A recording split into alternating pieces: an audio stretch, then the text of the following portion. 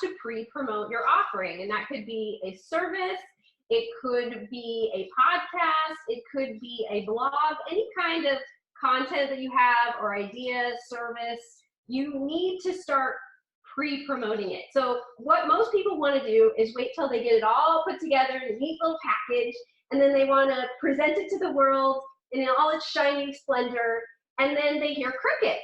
And they get discouraged because they think that means that the world doesn't like what they have. But the real issue is the world hasn't heard enough about what you have, or they're not invested in that process. So pre-promotion is kind of like foreplay. You need to engage in foreplay with your audience. And another great way to think about it is to think about your product as letting people in on the process of having a baby. So you don't tell people you had a baby once the baby comes out, right? You tell people you're excited about, you found out you're having a baby, and then you show the pictures of the baby, and you talk about the development of the baby and getting the things for the baby. And that is the natural way that humans connect. And you can do the exact same thing through your business and not be badgering people with salesy, weird copy that you put together. You can simply just share the developmental process of something you're putting together. And then when you go to offer it, people, they've already got their attention on it. They're already eager to know more, and it's going to increase your demand. Think about movie studios and how they start promoting their next movie at the end of the last movie. So they know that about 80% of your marketing cycle is the pre-promotion.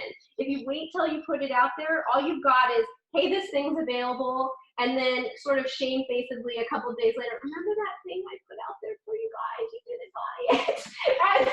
and that's like, who wants that? That's terrible. It feels terrible.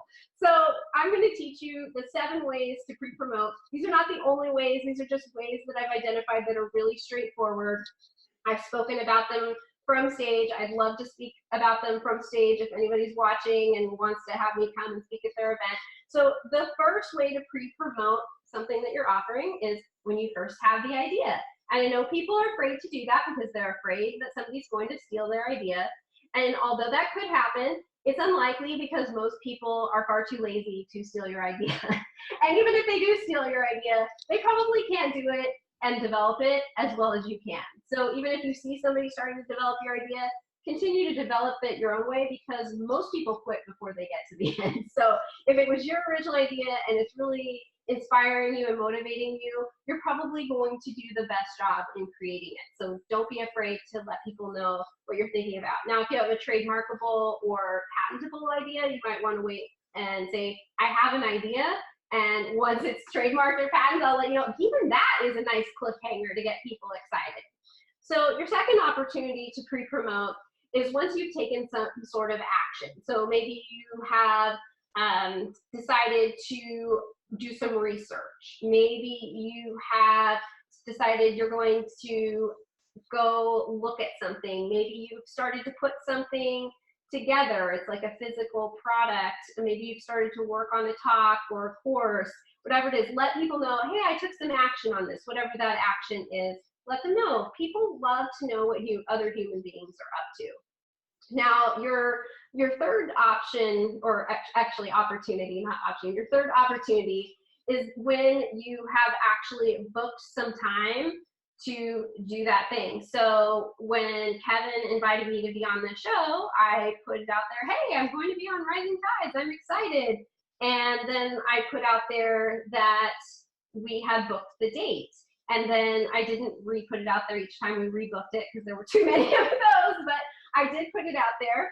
And so that was another opportunity to let people know what's going on in a really organic way. So once you've booked the time to work on whatever it is, then you're actually going to spend the time. So let people know, hey, today's the day that I'm working on X, and I'm going to be doing this, and I'm happy or interested or intrigued by what I'm going to learn, or whatever it is. Express to people your genuine feeling. If you're not an excitable personality, I am clearly an exclamation point. That's my normal, natural personality.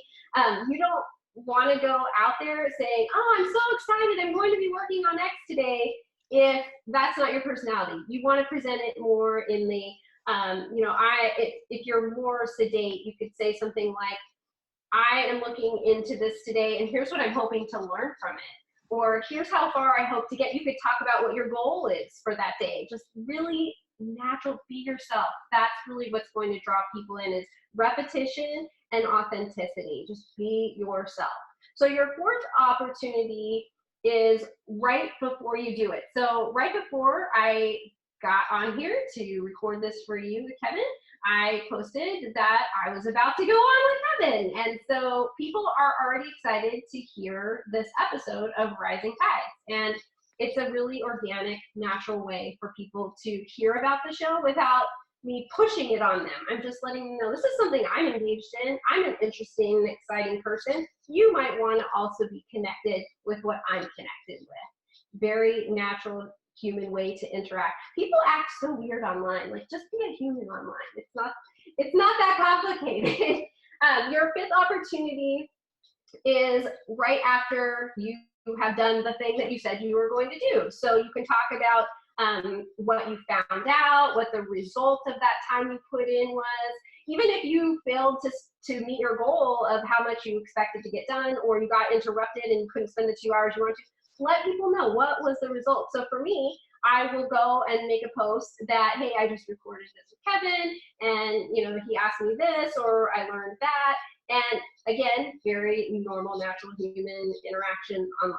So your sixth opportunity is when you announce the release date of whatever it is. So this thing is not available yet, whatever it is. Sort of like giving the due date of your baby. You cannot see the baby tomorrow, but we know when the release date is going to be. And so when I find out when this episode is going to come out, I will be like, hey, this is coming out. Now, if I don't know in advance, I don't know in advance, and that's fine. But if I do, I let people know. That's the sixth opportunity to share what you're up to. And then your seventh opportunity is the day before you release something teaser.